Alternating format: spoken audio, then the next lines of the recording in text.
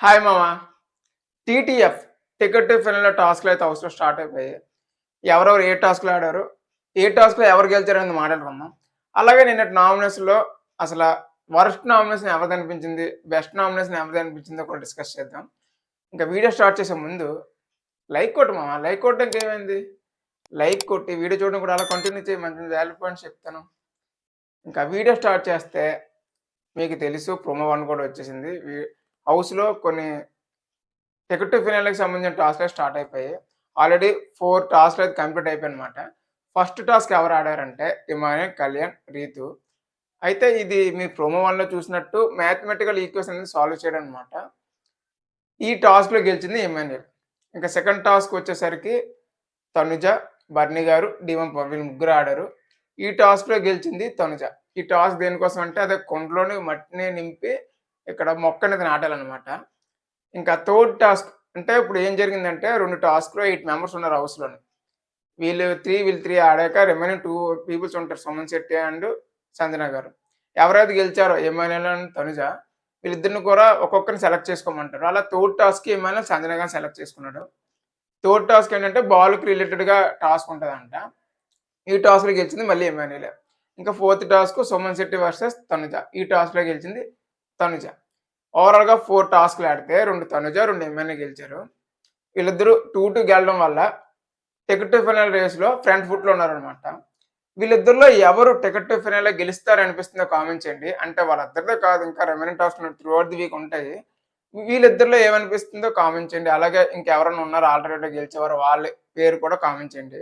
ఇంకా నెక్స్ట్ నిన్నటి నామినేషన్స్‌లో ఎవరిది వరస్ట్ అనిపించింది, ఎవరిది వాలిడ్ పాయింట్స్ అనిపించిందో మాట్లాడుకుందాం. ఆల్మోస్ట్ అందరిది వరస్ట్ నామినేషన్సే అనిపించాయి. కొన్ని నామినేషన్స్ వింటుంటే నాకు ఎపిసోడ్ మధ్యలో నవ్వుకున్నాననమాట. మెయిన్‌గా సుమన్ శెట్టి అన్న, డీమన్ పవన్ అయితే సిల్లీ పాయింట్స్. సుమన్ శెట్టి అన్నది బాబు వరస్ట్‌కే వరస్ట్. అసల ఈ సీజన్‌లో ఇంతకు మించిన వరస్ట్ నామినేషన్ పాయింట్ ఉండదని ప్రతిసారి కూడా వీక్ 1 నుంచి ఇప్పటి వరకు హి ప్రూవ్ మీ రాంగ్. ప్రతిసారి ఏదో ఇన్‌వాలిడ్ పాయింట్స్ చెప్తూనే ఉంటాడు. దానికోసం కూడా మాట్లాడదాం. అసల నాకు బెస్ట్ పాయింట్స్ ఏమనిపించాయంటే, మినిమమ్ వాల్యూ పాయింట్స్ ఏమనిపించాయంటే, ఫస్ట్ ఆఫ్ ఆల్ ఎమ్మాన్యూల్ ఇద్దరు నామినేట్ చేశాడు. అవి కూడా వాలిడ్ పాయింట్స్ తోటే చేశాడు. ఫస్ట్‌దేంటంటే పవన్ కళ్యాణ్ డీమన్ పవన్ పిలిచి ఇలా చెప్పాడు. ఏంటంటే, బేసిక్‌గా నువ్వు నన్ను కెప్టెన్సీ క్యాండిడేట్ నుంచి తీసాడు నాకు పెద్దగా ఏం అనిపించలేదు గానీ, బట్ నువ్వు చెప్పిందైతే నాకు ఇన్‌వాలిడ్ పాయింట్స్ అనిపించాయి అని చెప్పాడు. కొద్దిగా వాలిడ్ అనిపించాయి.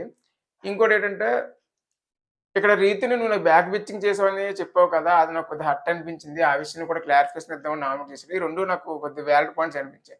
అలాగే బర్నీ గారు 2 పాయింట్స్ చెప్పి ఇద్దరు నామినేట్ చేశారు. సంజన గారు మనం 30థ్ వీక్ వచ్చాం.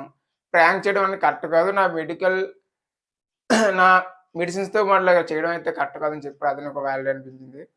అలాగే డీమన్ పవన్ నువ్వు ఎక్కడో ఏదోలా ఉన్నావు. ముందు డీమన్ పవన్ అసలు చూడలేదు. 1 ½ వీక్ అయిపోతుంది. ఎలాగైనా కమ్‌బ్యాక్ అవ్వాలి అంటే చెప్పాడు. అది కూడా డీన్ పవన్ ఏం చెప్పాడిక్కడ, ఈ పాయింట్ మీరు నోట్ చేసుకోండి. డీన్ పవన్ ఏం చెప్పాడు, ఖచ్చితంగా టికెట్ టు ఫినాలే కొట్టేది నేనే. అందరికి ఛాలెంజ్ చేస్తున్నా హౌస్‌మేట్స్ అందరికి అన్నాడు.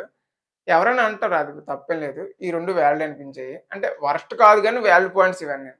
ఇంకా రీతు, సంజన గారిని మీతో గొడవొద్దనుకున్నాను. బట్ అక్కడ ఫ్యామిలీ ట్రీ దాంట్లో నా బొమ్మ తీయడం అనేది నాకు కొద్దిగా కరెక్ట్ అనిపించలేదు అని చెప్పింది కూడా వాలిడ్ అనిపించాయి. మిగతావన్నీ వరస్ట్‌కే వరస్ట్.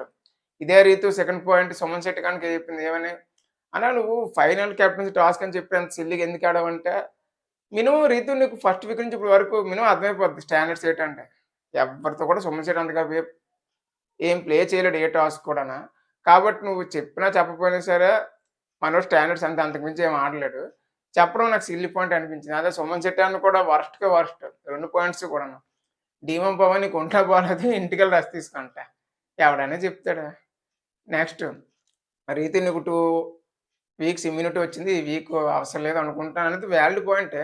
కానీ రీతు డిఫెండ్ చేసుకున్న తర్వాత నువ్వు అరుస్తున్నావు రీతు అనే టాపిక్ డైవర్ట్ చేయడం అంటే పాయింట్ మీద స్టిక్ అవ్వకపోవడం నాకు కూడా బాలేదనిపించింది. ఇంకా డీమన్ పవన్ 2 పాయింట్స్ వరస్ట్‌కే వరస్ట్. అన్న నువ్వు నన్ను నామినేట్ చేసావు. ఎందుకే రివర్స్ నామినేషను. ఇంకోటి ఇక్కడ తనుజ ఇమాన్యుల్ క్లారిఫికేషన్ ఇద్దామని అంటూ నామినేషన్‌లో టాపిక్ డిస్కస్ చేసింది. దాని మీద నామినేట్ చేయడం కూడా నాకు సిల్లీ అనిపించింది. డీమన్ పవన్ చూస్తే. ఇంకా సంజన గారు 2 పాయింట్స్ ఇన్‌వాలిడే. అంటే నేను ఇందాక చెప్పాను మీకు. ఏమని? నేను ఛాలెంజ్ చేస్తున్నాను. ఖచ్చితంగా టికెట్ టు ఫిల్మ్ నేనే గెలుస్తానని చెప్పాడు. ఆ పాయింట్ మీద సంజన నామినేట్ చేసారు 'ధీమన్ పవన్‌ని.' అంటే నువ్వు మమ్మల్ని అందరిని మేము కొట్టలేమని అంటున్నావేమోనని. అది నాకు ఇన్వాల్వ్ అనిపించింది. అలాగే 'రీతు' మీద చెప్పింది కూడా నాకు ఇన్వాల్వ్ అనిపించింది. ఇంకా ఎవరున్నారు 'తనుజ.'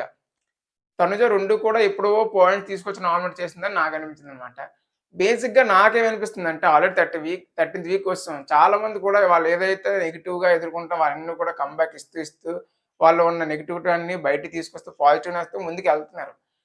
అంటే చెప్పిన పాయింట్స్ చెప్పాల్సొస్తది. మరి సిల్లీ పాయింట్స్ కూడా చాలా మంది చెప్పారు. బట్ నాకేమనిపిస్తుందంటే ఇంతకు మించి పాయింట్స్ ఏమి లేవు. బట్ 'సుమన్ శెట్టి' లాగా ఇంటికెళ్ళి రెస్ట్ తీసుకో, లేదా 'డీఎం పవన్‌లా' డైరెక్ట్ రివెంజ్ నామినేషన్ అంటే మరి సిల్లీ నామినేషన్స్ కదా! నామినేషన్ అనే పదానికే అర్థం పోతుంది కదా ఇక్కడ. నాకైతే కొన్ని ఇన్‌వాల్యూ అనిపించాయి. కొన్ని వాల్యూ అనిపించాయి. ఇక్కడ 'తనుజ' ఈమెని క్లారిఫికేషన్ ఇద్దామంటూ నామినేషన్ మధ్యలో మాట్లాడడం కరెక్టా? కాదా? అంటే కరెక్ట్ కాదు. అంటే ఏమని చెప్పాలంటే, నాతో ఇలా ఇష్యూ ఉంది. బట్ అది నామినేషన్‌లో చెప్తే నువ్వు వింటావు అన్నట్టు క్లియర్ క్లారిఫికేషన్ ఇస్తే అందరికి అర్థమవుద్ది కదా! అందరూ కూడా ఇదే రియల్ నామినేషన్ ఏమో అనుకుని ట్విస్ట్ ఇస్తూ నా నామినేషన్ ఇది కాదు డీఎం పవన్ అంటే ఖచ్చితంగా డీఎం పవన్ కాలుతది.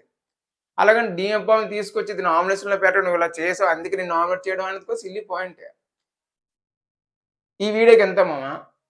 ఎటువంటి అప్డేట్స్ ఉన్నా వెంటనే షేర్ చేసుకుంటాను. దాని కోసం సబ్‌స్క్రైబ్ టు కరెంట్ టాక్స్ రాజు. ఉంటాను. బాయ్.